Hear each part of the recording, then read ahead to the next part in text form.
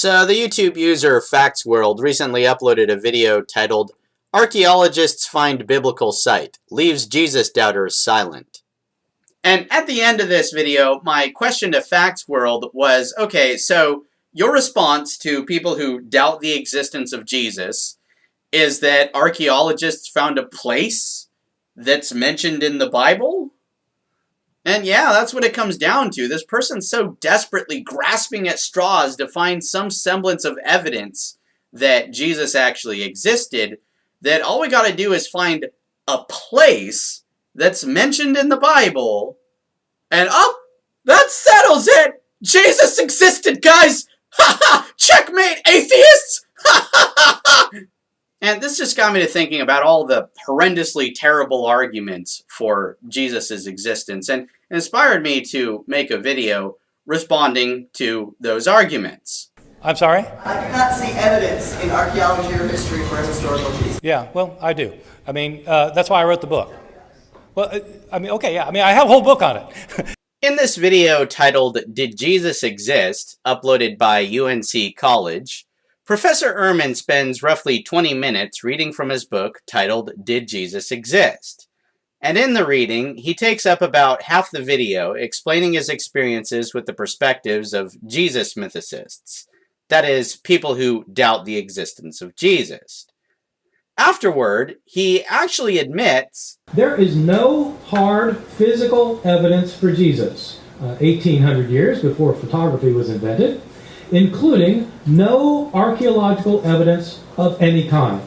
And he proceeds from there to make excuses for the lack of evidence, and tries to convince us that it really shouldn't matter, because there's mostly no evidence for the other people living in Palestine at the time either. This, of course, is thoroughly unconvincing. And he goes on to admit, we also do not have any writings from Jesus. And he proceeds to make excuses for that, because why should we expect Jesus to be able to read and write?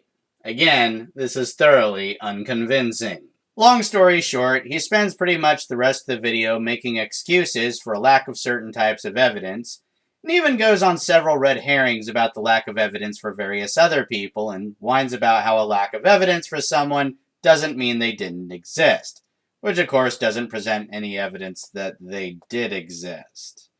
At the end of the video, he briefly addresses the idea that the Jesus character was engineered in imitation of various dying and rising gods from the pagan world, and here he really blunders because he acts like these pagan parallels are non-credible and probably don't even exist. But all you gotta do is read up on what relevant scholars are teaching about figures like Osiris, Ra, Horus, Baal, Inanna, and Dumuzi, and you will find examples of pre-Christian sources attesting to the death and resurrection of these mythical figures.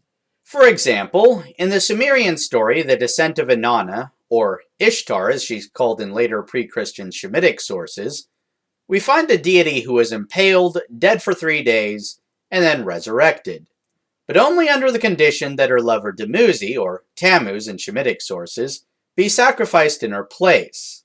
Later, his sister sacrifices herself in his place, and he is resurrected. The tale is a vegetation myth. The time that Dumuzi spends in the underworld is the year sterile time, whereas his time with his lover Inanna is the time of fertility. So the return of Dumuzi came to be associated with the return of the time of harvest. And thus, so far, we appear to have more evidence of pre-Christian stories of dying and rising gods than we do evidence that Jesus existed.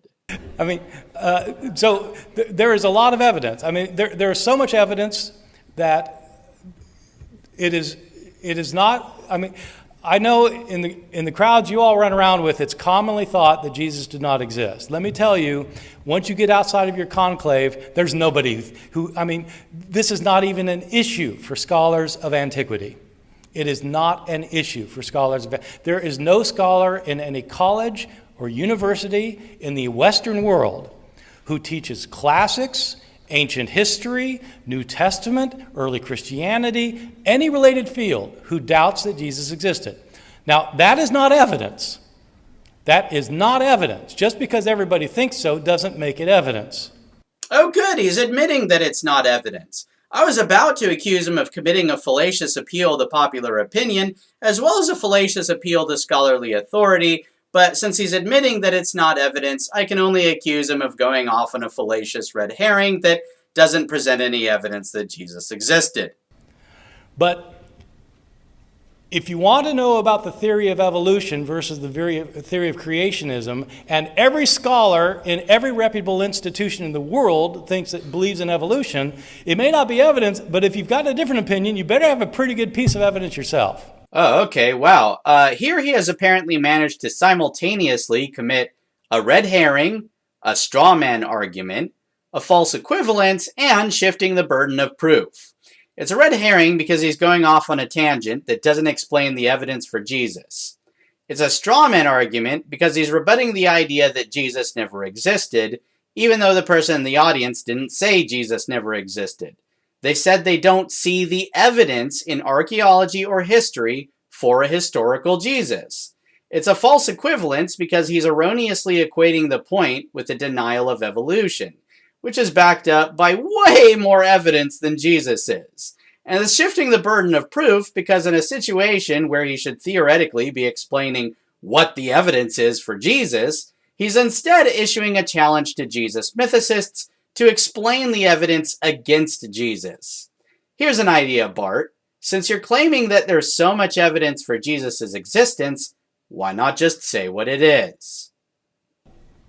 The reason for thinking Jesus existed is because he is abundantly attested in early sources. That's why. And I give the details in my book. What he doesn't mention here is that all the earliest sources, like from the first century, are religious sources. And let's face it, religious sources attesting to the supernatural beings they worship isn't exactly evidence that those beings actually existed. Those attestations are what need to be backed up with evidence. This, of course, is part of why modern historians typically don't believe in the Sumerian god Enlil, or the Greek god Zeus, or the various other gods and goddesses abundantly attested in ancient religions. So we definitely seem to be dealing with some fallacious special pleading when it comes to Jesus. Now, according to Professor Ehrman, as well as many other historians, the very earliest attestation that we have for Jesus comes from an epistle of Paul, as found in the New Testament section of the Holy Bible. And according to Professor Ehrman, this is roughly in the vicinity of like 20-ish years or so after Jesus supposedly died. Okay, so keep that in mind. This isn't like during Jesus' lifetime. It's not real soon after Jesus supposedly died. No, it's decades after Jesus supposedly died. In fact, according to Professor Ehrman, we can gather from the epistles of Paul that there were already numerous churches founded by different people. So, Paul, he founded some of them, but other churches were founded by other people. And there were a bunch of different Christians who believed a bunch of different things. Or in other words, Christianity had already been around a while prior to our first written mention of Jesus. But let's go ahead and discuss the substance of our very first source to mention Jesus. Paul doesn't even claim to have met Jesus, to have interacted with him in any way, to have even seen Jesus prior to Jesus' supposed death. Now, to clarify, I want to make sure you guys aren't misunderstanding me here. Paul does claim to have interacted with Jesus, just not until after Jesus supposedly died and resurrected. Let that sink in a moment.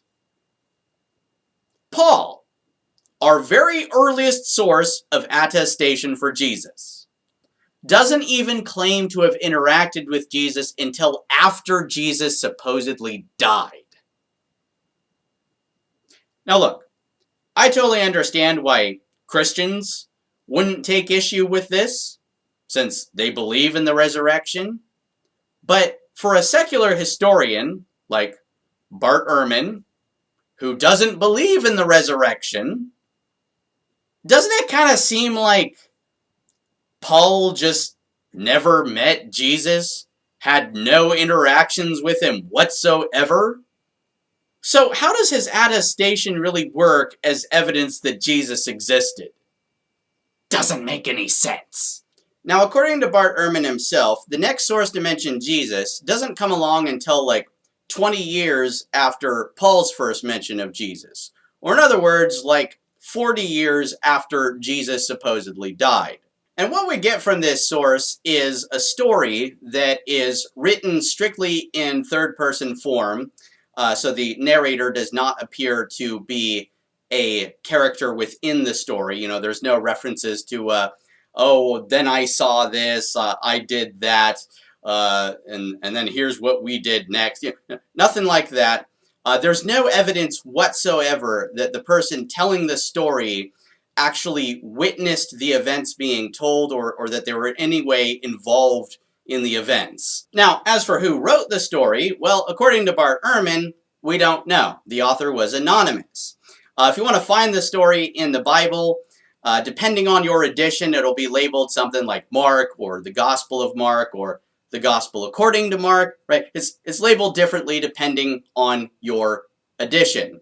But yeah, according to Bart Ehrman, we shouldn't be fooled by the reference to the Gospel of Mark, because really it was an anonymously written source. There's nothing to indicate that it was written by a guy named Mark. The idea that it was written by Mark is a later addition. This is an edit that was made to the text.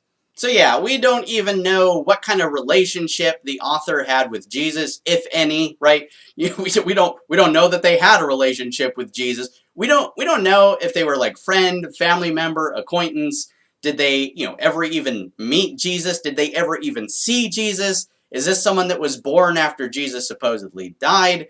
We don't know. We don't have any of those details.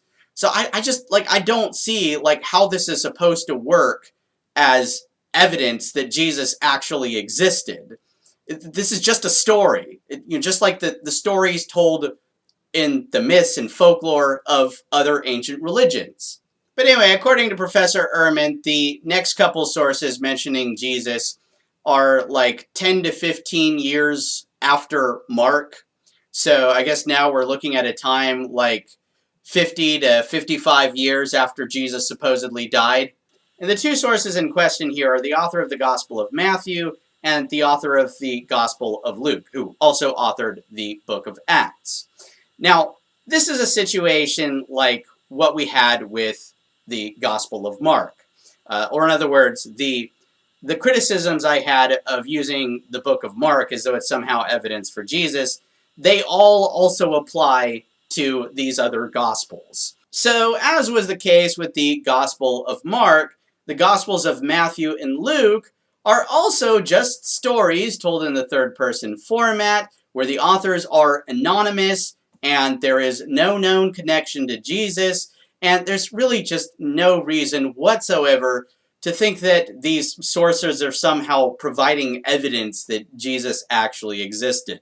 In fact, to top it all off, according to Professor Ehrman himself, the Gospel of Matthew actually used the Gospel of Mark as some of its source material, kind of expanding upon the story, adding a birth narrative that wasn't there in the Gospel of Mark.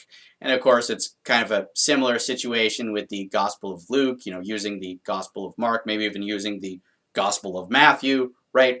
And so it doesn't really look like we have a situation where Matthew and Luke are written by these, completely independent authors who are retelling their own versions of the events as they personally witnessed them in the days of Jesus or whatever.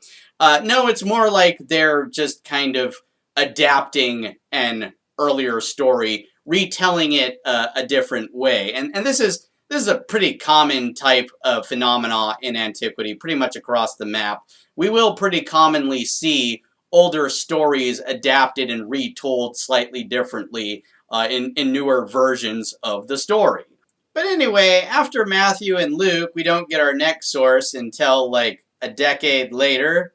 So like 60 years after Jesus supposedly died. And this source authored the Gospel of John, which, again, it's pretty similar to the situation with the other Gospels. It's just a story told in third-person format. The author is anonymous. They have no known connection to Jesus. There's just nothing about this that makes it like stand out as like presenting evidence that Jesus existed.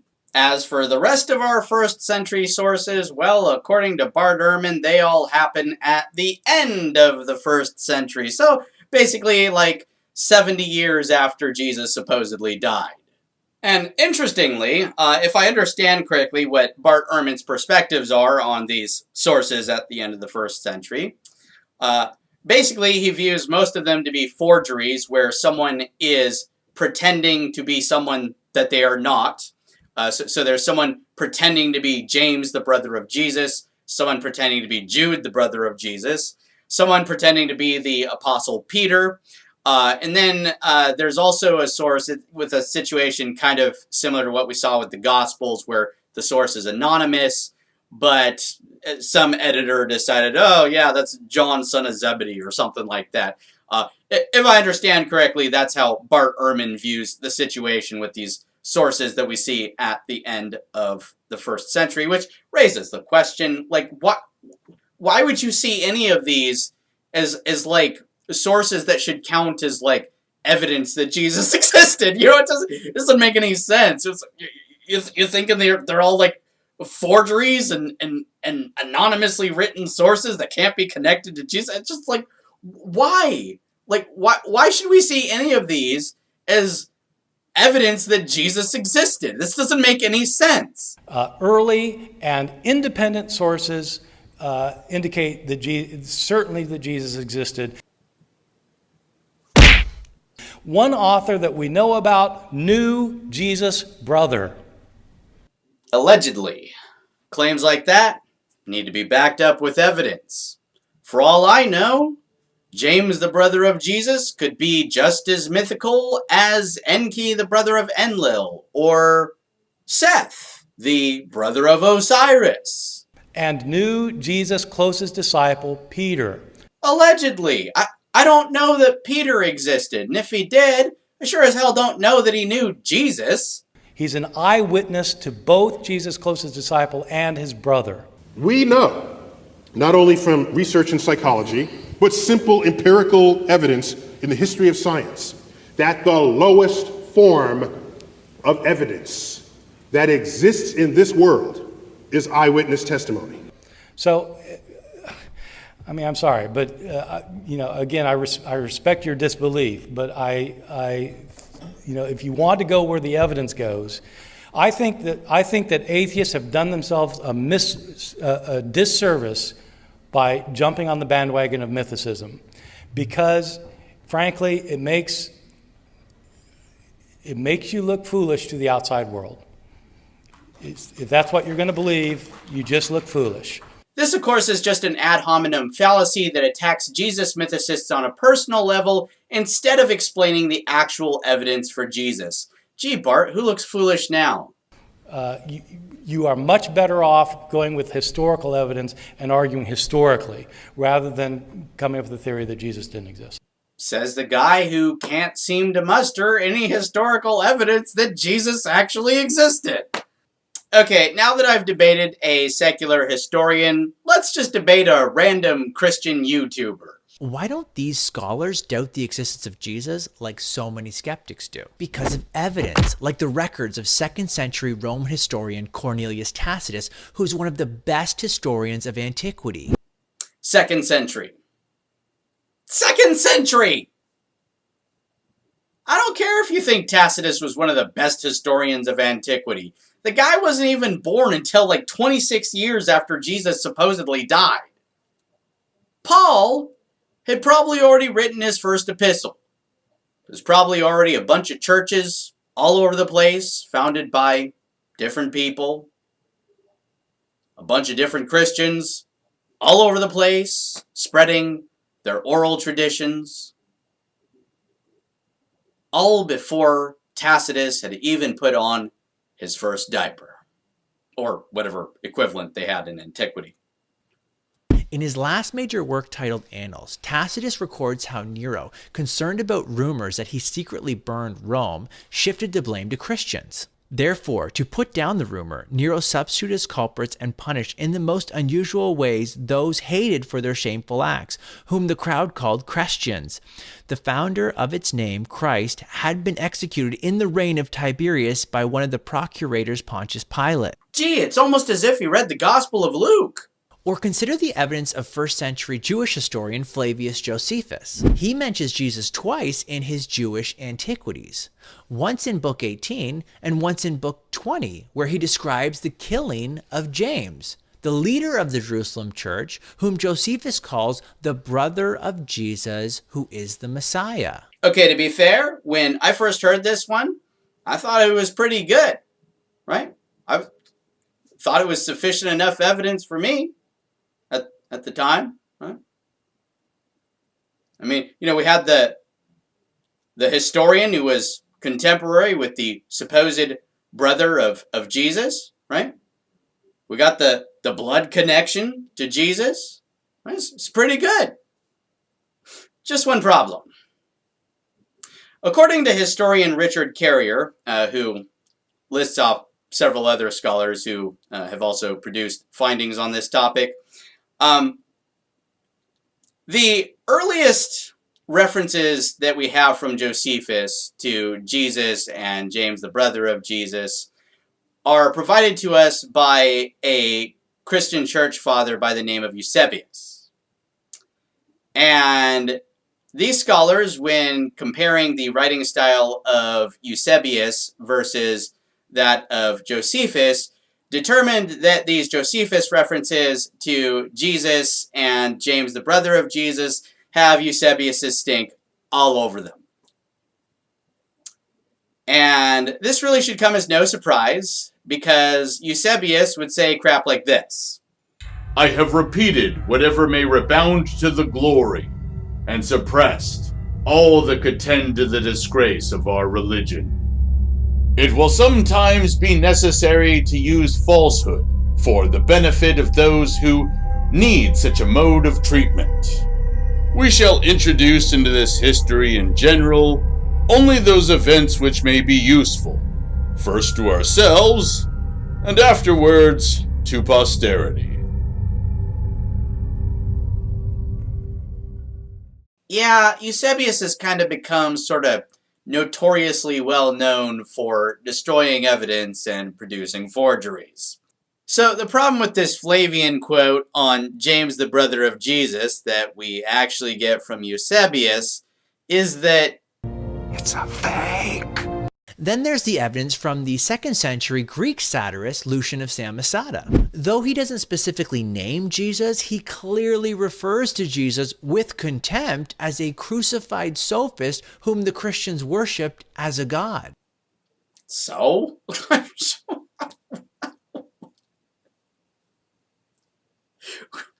Let me get this straight, okay?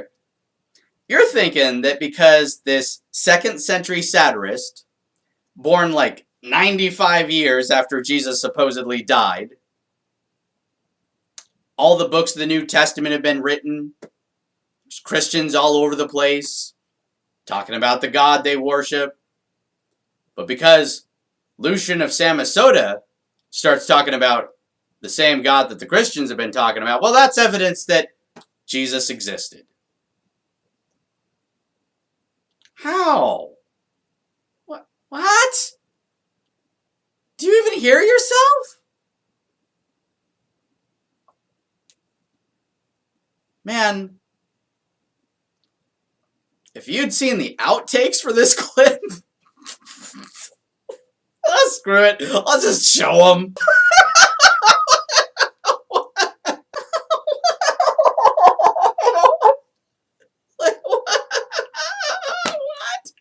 They're so desperately grasping at straws. A 2nd century satirist who mentions, just merely mentions the fact that, oh yeah, they have a god that they worship.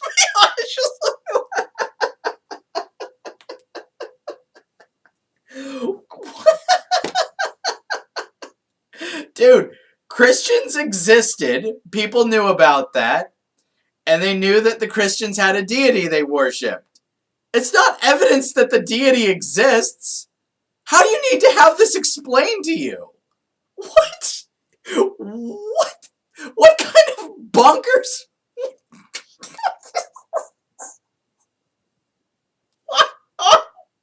What is going on? What is this world I live in? This is just... I can't.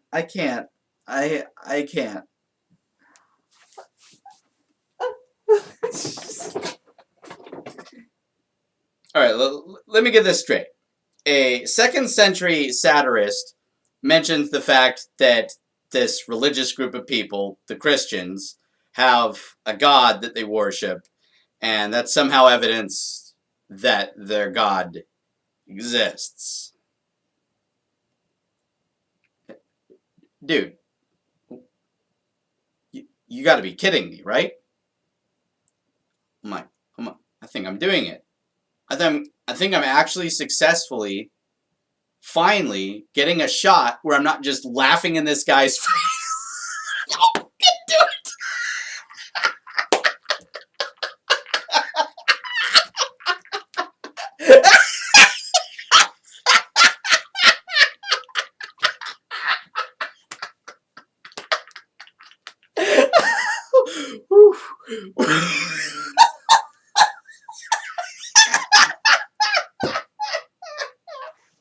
Now, some people also like to cite a quote from Pliny the Younger, but it's a situation kind of similar to the one with Lucian of Samosata, where it's just like, it's like, oh, he's mentioning the fact that they're like worshiping their deity. It's just like, yeah, not really evidence that Jesus existed. But anyway, in conclusion, it wasn't the point of this video to prove that Jesus never existed. I, of course, have not proved in this video that Jesus never existed. Okay? What wasn't the point of the video? The point is, we've got good reason to doubt that Jesus existed. Whenever someone claims, oh, certainly Jesus existed, we have good reason to doubt the validity of their claim that Jesus certainly existed. The truth is, we don't know. Okay? We don't know. We don't have sufficient enough evidence to say, certainly Jesus existed. No, it's like, it could go either way. Like, maybe he did, maybe not. That's where we're at. That's where we're actually at based on what evidence is available. Could go either way. Okay? Look, I'm totally open-minded to the possibility that maybe, just maybe, the fictional Jesus God that we see in the Bible is loosely based on an actual Jesus human. Totally open-minded to that as a possibility. There's just no evidence. Or at least none of the people that I responded to in today's video presented the evidence. Okay? Maybe there is evidence that I just don't know of. And if you guys think so, you can feel free to explain it down below in the comment section, but, well, that's it for this video. Thumb it up if you enjoyed it. Thumb it down if you didn't. Subscribe if you want to subscribe. Turn on notifications if you want to know the next time I upload a video. Have a good one, guys.